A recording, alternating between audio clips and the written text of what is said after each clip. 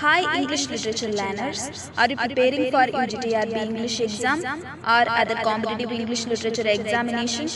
Do you want to master English literature easily? Then this channel is for you. இன்னைக்கு இந்த வீடியோல UGTRB படிக்கிற ஸ்டூடெண்ட்ஸ்க்காக ஒரு நாவலை கொண்டு வந்திருக்கேன்.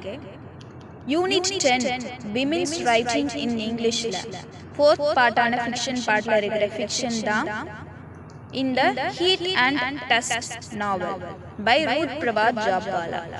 இது ரொம்ப இம்பார்ட்டன்டான நாவல். இதை ஒரு ஸ்டோரி மாதிரி நான் சம்மரைஸ் பண்றேன். இந்த நாவலோட பியூட்டி என்னன்னா இதுல 2 parallel stories வேற வேற காலகட்டத்துல நடக்குது. ஒன்னு 1920sகளோட பிரிட்டிஷ் இந்தியா, இன்னொன்னு 1970sகளோட independent India. Let's dive into today's story.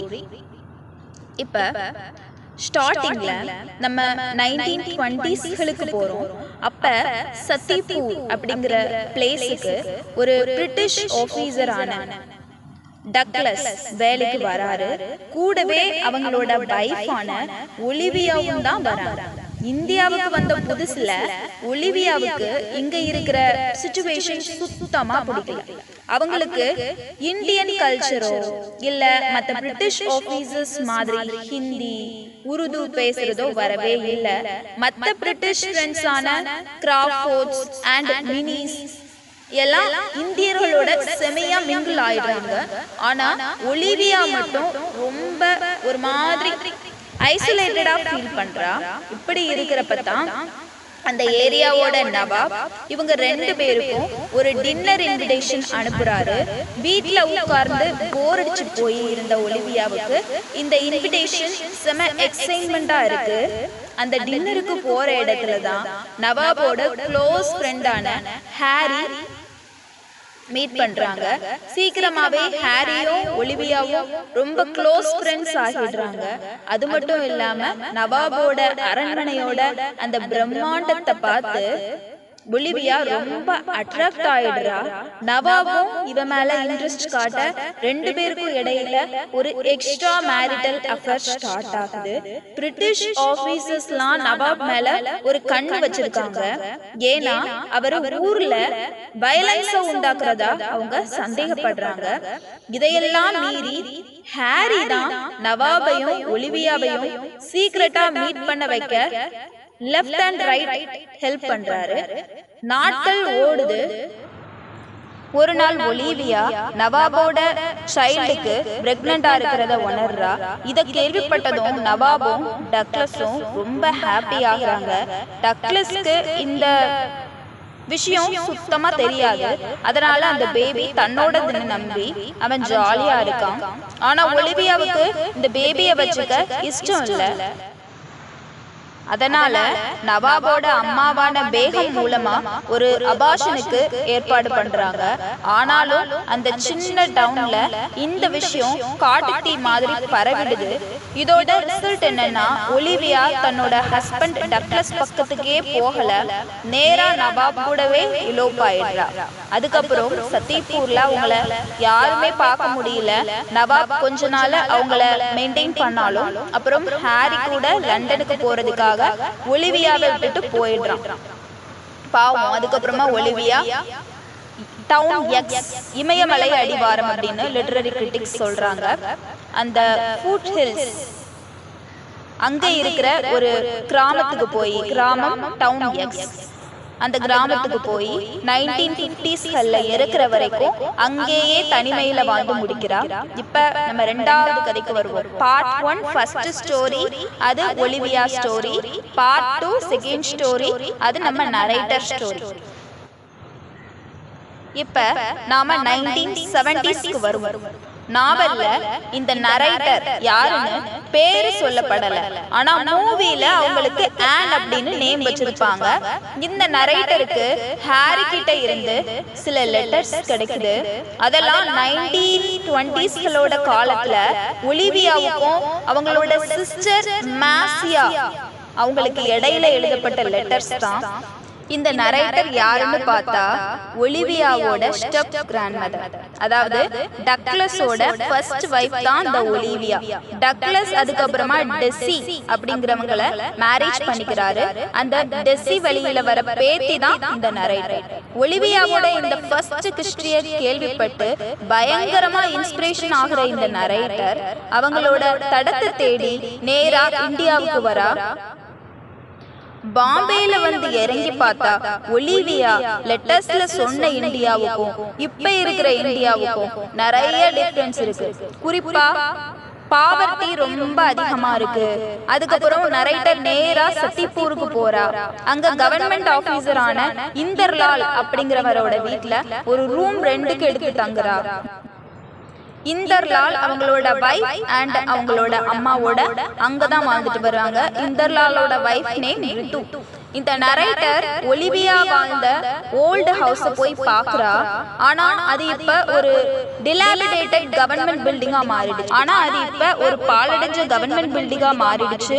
அப்ப இந்தர்லால் நவாபோட ஓல்டு பேலஸ் ஆன கதம்கார பார்க்க கூட்டிட்டு போறாரு. இங்க போனதுமே நரேட்டருக்கு பெருசா எதுவும் தெரியல. ஒலிவியாவை பத்தின எந்த துப்புமே கிடைக்கல. அதனால அவங்க இந்தியாவிலேயே இன்னும் கொஞ்சம் காலம் ஸ்டே பண்றதுன்னு முடிவு பண்றா. சாரீஸ் கட்ட ஆரம்பிக்கிறா. லோக்கல் பீப்புள் கிட்ட பேசுறதுக்காக ஹிந்தி கத்துக்கிறா. இந்தர்லால் கூட ஒரு நல்ல ஃப்ரெண்ட்ஷிப் வந்து அவங்களோட ஃபேமிலி லைஃப் பத்தியும் தெரிஞ்சுக்கிறா. அப்படியே சித் அப்படிங்கிற ஒரு பையனை சந்திக்கிறா. குருவோட ஸ்பிரிச்சுவல் ஜேர்னில இருக்கிறதா சொல்லிக்கிற அந்த பையன் தங்க இடம் இல்லாம நரேட்டர் ரூமுக்கே வந்து தங்கிடுறான். ஆனா நரேட்டருக்கு அவனோட ஆன்மீகம் மேல நம்பிக்கை இல்லை.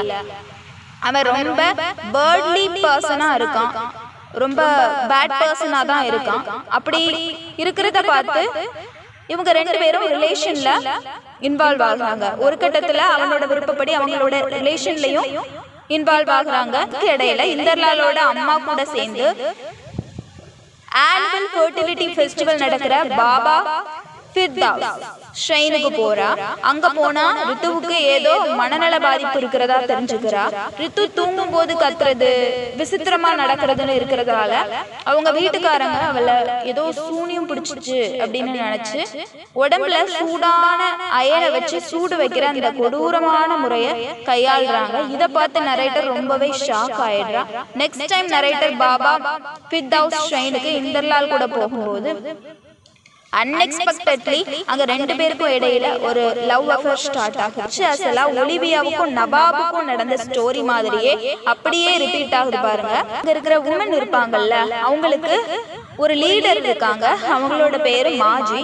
நரேட்டருக்கு ஆல்ரெடி பிரெக்னண்டா ஆயிருக்காங்க அப்படிங்கிற உண்மையை அவங்களுக்கு சென்ஸ் ஆகிறதுக்கு முன்னாடியே கண்டுபிடிச்சு சொல்லிடுறான். மாஜி அவங்க நரேட்டருக்கு பிரெக்னன்ட் ஆயிடுச்சு அப்படிங்கறது இவங்க ஃபீல் பண்றதுக்கு முன்னாடியே அவங்க கண்டுபிடிச்சு சொல்லிடுறாங்க.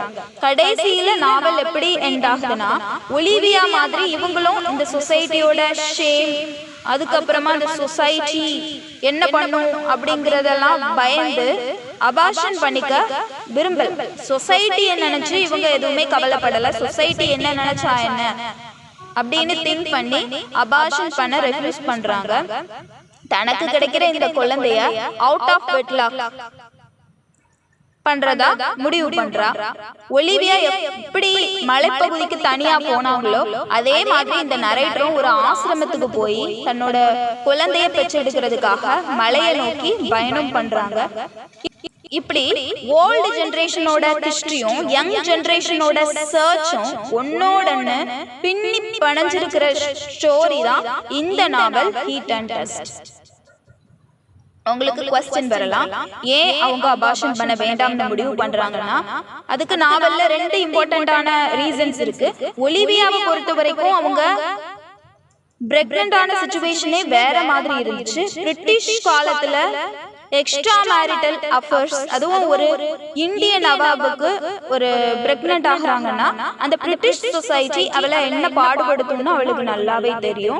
நவாபோட அம்மாவான பேகம் கூட ஊர் உலகத்துக்கு பயந்துதான் அபார்ஷனுக்கு ஏற்பாடு பண்றாங்க. ஆனா ஒலிவியாவுக்கு அந்த சொசைட்டியோட அந்த ரெஸ்ட்ரிக்ஷன் அண்ட் அந்த பயம் சுத்தமா பிடிக்கல. அதனாலதான் யாருக்காகவும் விட்டு கொடுக்காம தன்னோட சுயநலத்துக்காகவும் தன்னோட சுதந்திரத்துக்காக சந்தோஷத்துக்காகவும் அந்த வாழ்க்கையிலிருந்து வெளியேறி நவாப் கூடவே இலோப்பாயிடுறா. இப்ப 1970s இருக்கிற நரேட்டரோட கதை அதுக்கு நேரது. அவங்க எதுக்கு அபார்ஷன் பண்ண வேண்டாம்னு நினைக்கிறாங்கன்னா, அவங்க இந்த சமூகத்தோட அடிமைத்தனம், அதுக்கப்புறமா இந்த ஊர் மக்கள் என்ன பேசுவாங்க அப்படிங்கிற பயத்தையும் துளியும் கண்டுக்கவே இல்லை. ஒலிவியா விட்டுட்டு போன அந்த வரலாற்றை தேடி இந்தியாவுக்கு வந்த அவங்களுக்கு அந்த மண்ணோடு மண்ணா இந்த சுதந்திரமான காற்றுல தன்னோட சொந்த கால்ல நிக்கணும்னு தோணுது. இந்தர்லால் மேல இருக்கிற அந்த லவ் அண்ட் அவளுக்கு வரப்போற அந்த பேபி மேல உள்ள அந்த ரைட்னாலையும் ஊர் என்ன சொன்னா நமக்கு என்னன்னு ஒரு தைரியம் அவங்களுக்கு வந்துடுது.